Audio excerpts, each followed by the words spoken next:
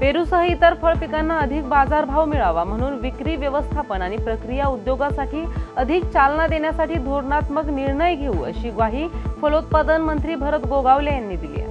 मुख्यमंत्री सौर कृषी वाहिनी योजना 2.0 अंतर्गत पुणे जिल्ह्यात 1083 मेगावॅट क्षमतेच्या सौर प्रकल्पांचे काम सुरू झाले आहे। त्यासाठी 7 कंपन्या कार्यरत आहेत। स्वातंत्र्यदिनी शेतकरी आपल्या शिवारात तिरंगा झेंडा फडकवून शक्तीपीठ विरोधी नारा देणार आहेत। तसेच महामार्गाच्या विरोधात ग्रामसभांमध्ये ठराव करून ते सरकारला पाठवले जातील। लोहा तालुक्यातील जोमेगाव येथील रेशीम शेती करणाऱ्या 14 शेतकऱ्यांनी 13.71 क्विंटल रेशीम कोष विक्री करून तब्बल 65,000 रुपयांचं उत्पन्न घेतलंय।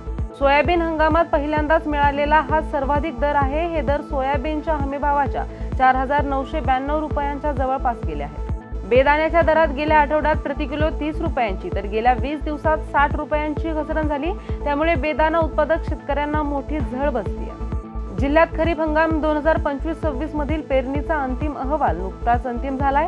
यंदा जिल्ह्यात सर्वसाधारण पेरणी क्षेत्राच्या 99.28% नुसार 7,56,061 हेक्टरवर पेरणी झाली।